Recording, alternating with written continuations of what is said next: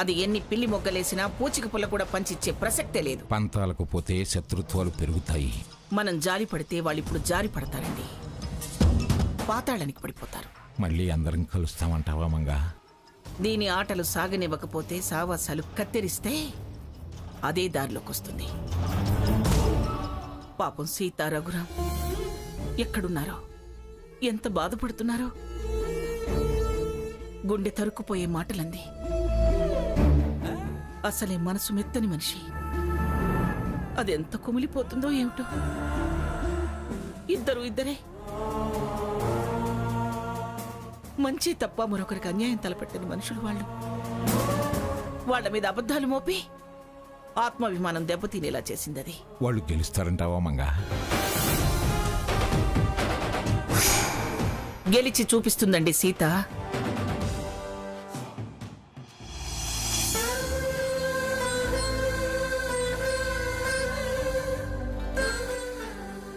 వెలుగు రేఖ కోసం అన్వేషణ ప్రారంభించావా రఘు?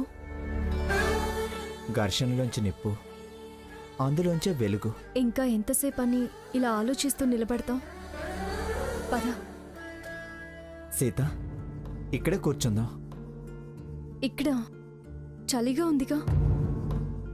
బాధ గుండెలకు ఎగదన్నుతుంటే శ్వాస వేడిగా వస్తుంది. చలి అనిపించడం లేదు. సరే, పద లోపల కూర్చుందాం.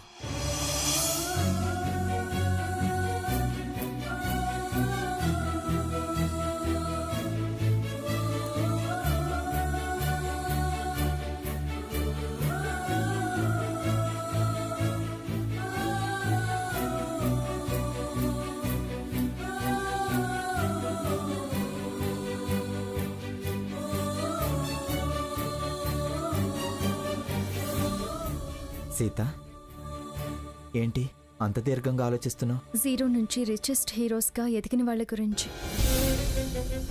ఎలా ఎదిగారు, ఎలా ఆ స్థాయికి చేరుకోగలిగారు? పార్కర్, టామ్ క్రూయిజ్, శ్రీవారి సుబ్రహ్మణ్యం, రోహిత్ భట్టా, నందకిషోర్ చౌదరి, బహదూర్ అలీ. కృషి, పట్టుదల. మనం సాధించలేమా? సాధించి తీరాలి. లేకపోతే మనం మాట నిలబెట్టుకోలేం. ముందు కాస్త మనసుకు విశ్రాంతి ఇవ్వు. ప్రశాంతంగా ఆలోచిద్దాం. కాసేపు అలా ప్రశాంతంగా పడుకో సీత. నిద్ర రావడం లేదు రాకు. మనసుకు సమాధానం చెప్పుకో. లేకపోతే రేపు మనం చెప్పినట్టు మనసు వినదు. నిలకడగా ఆలోచించలేం. సీత, నా మాట విను. తెల్లారేపాటికి జరిగే పని కాదు. నాకు నువ్వు, నీకు నేను ఉన్నా. దేన్నైనా జయించగలం. నా మాట విను. పడుకో. పడుకో సీత.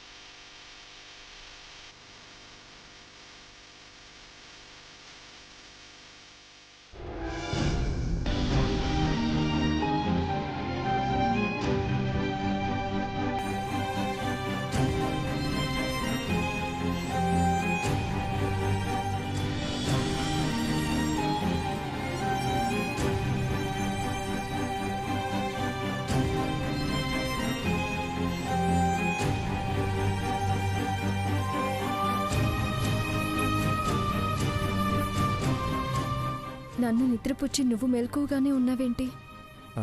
కునుకు తీశాను సీత. కానీ నిద్ర రాలేదు. ఆకలేస్తుంది.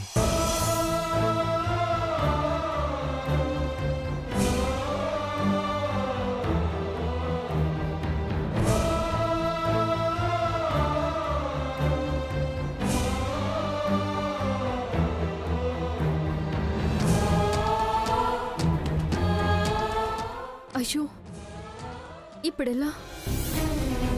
మధ్యాహ్నం పంతులు గారు పలహారం పట్టుకొస్తే మనసు బాగోలేక వద్దు అన్నాము. నిజంగా అప్పుడు తినాలనిపించలేదు. ఎందుకో ఆకలిగా ఉంది. కాసిని మంచినీళ్ళు తాకి సర్దుకోవడం తప్ప ఇప్పుడు మనం చేయగలిగిందేమీ లేదు రఘు.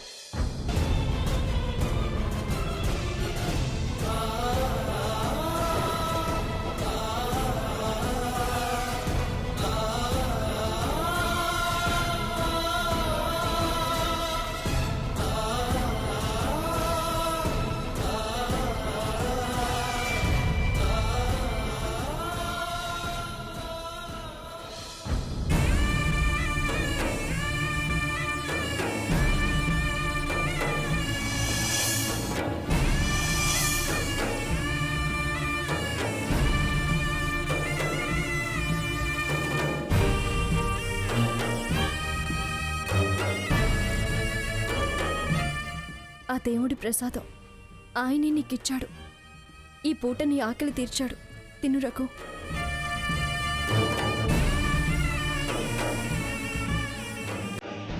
మరి నువ్వు తినవా సీత? నాకు ఆకలిగా లేదు.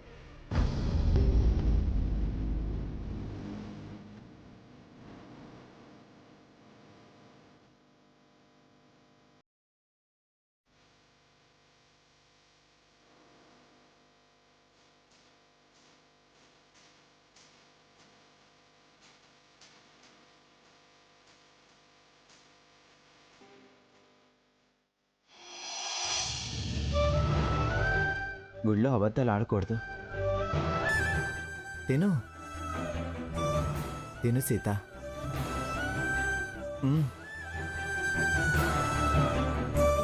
తిను.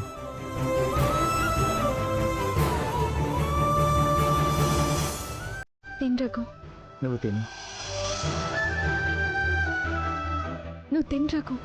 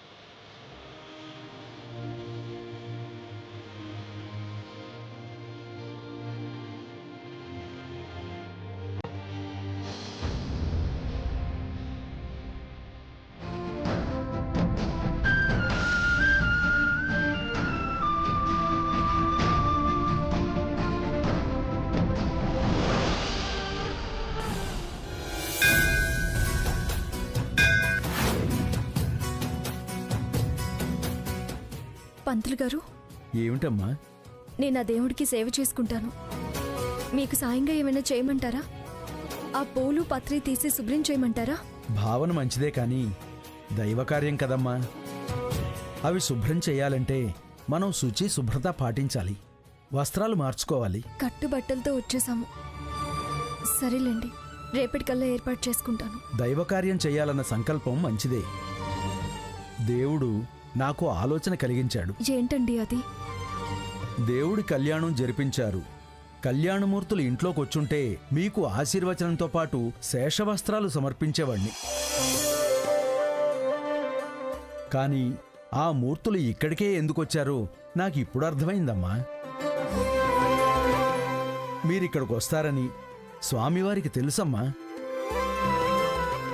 అవి ఈ సన్నిధిలోనే మీకు అందాలని ఆయనే నిర్ణయించారు. గొప్ప అదృష్టవంతులమ్మా మీరు. స్వామివారు ఆశీస్సులు మీకిలా అందించారు. ఇప్పుడే వస్తాను, ఉండండి.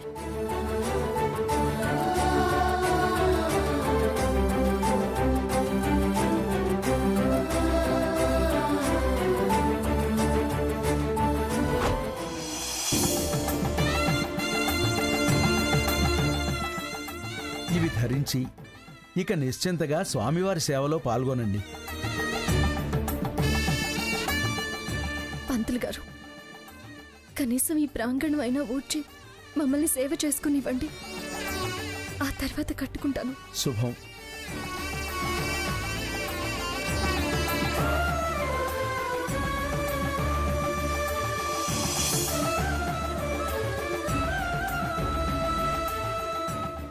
సీత, ఉచిత భోజనం, వస్త్రం, వసతి గృహం అని స్వర్ణ అంది, కానీ దేవుడు తానే స్వయంగా మనకు అన్నీ అందిస్తున్నాడు. నాకు ఆయన తప్పకుండా మంచి చేస్తాడు అనిపిస్తుంది. తప్పకుండా మేలు చేస్తాడు. నువ్వు రెడీ అయ్యిరా, నేను ఈ లోపు ఇక్కడంతా శుభ్రం చేసి వస్తాను. సరే సీత.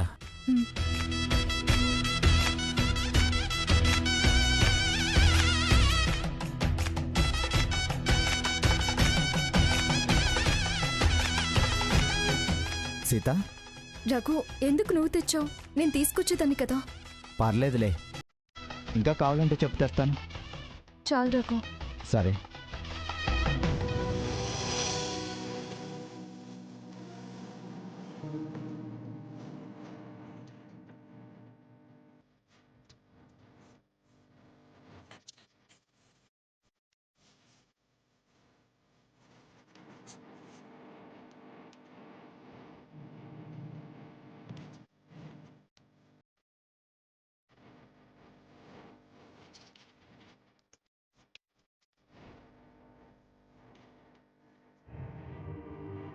न पुण्यं न पापं न सौख्यं न दुःखं न मन्त्रो न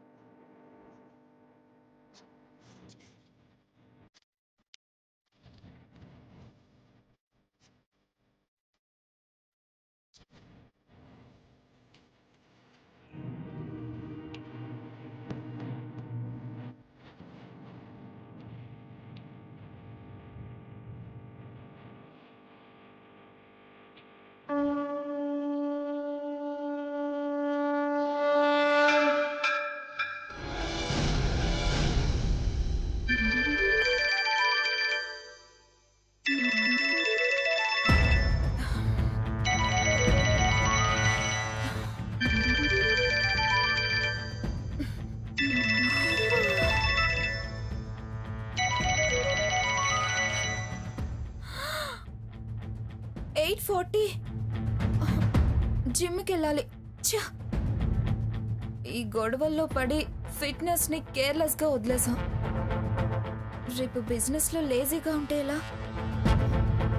ఫిట్ గా ఉండాలి, యాక్టివ్ గా ఉండాలి.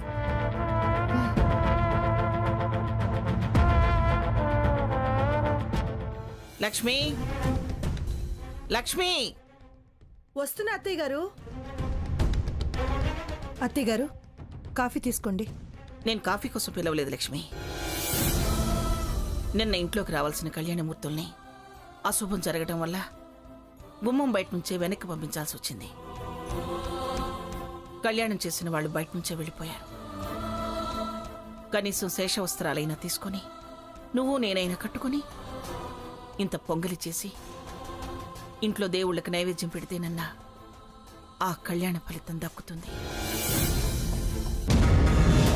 అలా చేస్తే స్వామివారి ఆశీస్సులు దక్కి అష్టైశ్వర్యాలు, అభివృద్ధి, తలచిన కార్యాలు నిర్విఘ్నంగా సాగుతాయంటారు. నువ్వు కూడా రా, వెళదాం. నిన్న గొడవకు సాహు వాళ్ళు హడలిపోయి ఉంటారు. మాతో బిజినెస్ క్యాన్సిల్ అంటారేమో. ఆ శేష వస్త్రాలు నేనే తెచ్చుకొని పొంగలి నైవేద్యం పెట్టాలి. పీటల్ మించి లేపారుగా, కనీసం ఆ శేష వస్త్రాలైనా కట్టుకొని ఆ పొంగలేదో నన్ను నైవేద్యం పెట్టనివ్వండి. పుణ్యాలన్నీ వాళ్లే మూట కట్టుకునేలా చేశారు. ఇప్పుడు ఈ పుణ్యం మీరు మూట కట్టుకోవాలని చూస్తున్నారా? ఆ వస్త్రాలేవో నేనే తీసుకొచ్చి కట్టుకుంటాను. ఇదేనే నీ దగ్గర ఉన్న కొసెర్రి. తమరికి ఇలాంటివి నచ్చవని మేమే వెళదాం అనుకున్నాం. నన్ను అడిగారా? నేను రానన్నానా?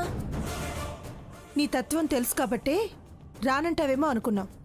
అనుకుంటారండి, అన్ని మీకు మీరే అనుకుంటారు. నన్ను బాధ్యురాల్ని చేస్తారు. ఇప్పుడెందుకే వాదన?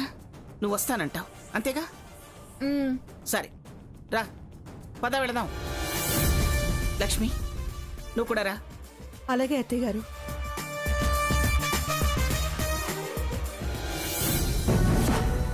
రండమ్మా రండి. నిన్న వల్లి కళ్యాణం, శేషవస్త్రాలతో ఇవాళ వారి తల్లిదండ్రులైన శివపార్వతుల అర్చన. ఇలాంటి అదృష్టం అందరికీ దక్కదమ్మా. రండి, ముందు శివార్చన, ఆ తర్వాత అమ్మవారికి కుంకుమార్చన జరిపిద్దాం.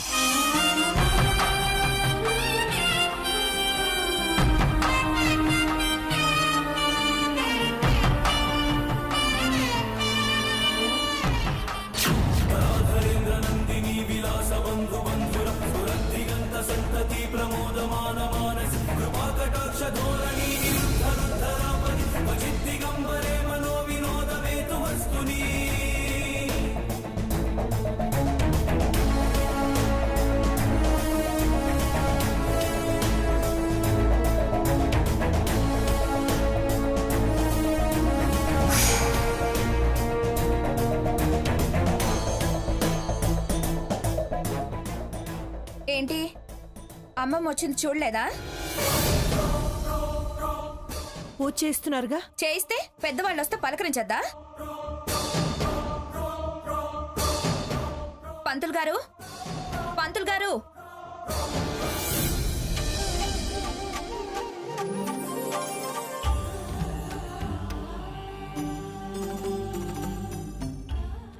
నానమ్మా. అమ్మమ్మ గారు. సీత, నిన్నట్నుంచి ఎక్కడున్నారమ్మా? ఎలా ఉన్నారు? ఒక్క పూటకి అంత విచారం వివరం అడగాల్సిన పనిలేదు. అమ్మా మంగమ్మ గారు, నమస్కారం అమ్మా.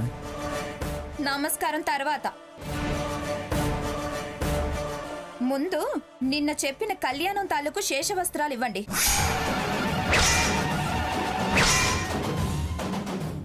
వాటి కోసమే వచ్చాం. మేము వచ్చాక ఆగండి అంటూ మమ్మల్ని ఆపి వాళ్లతో పూజ చేయించడం ఏంటండి?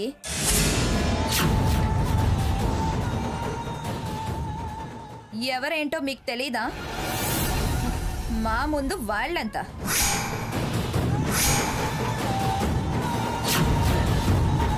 మేము వచ్చాక ఆగండి అంటూ మమ్మల్ని ఆపి వాళ్లతో పూజ చేయించడం ఏంటండి?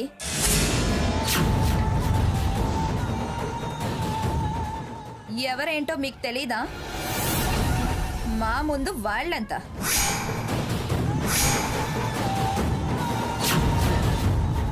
మా స్టేటస్ ఏంటి, వాళ్ళ స్టేటస్ ఏంటి?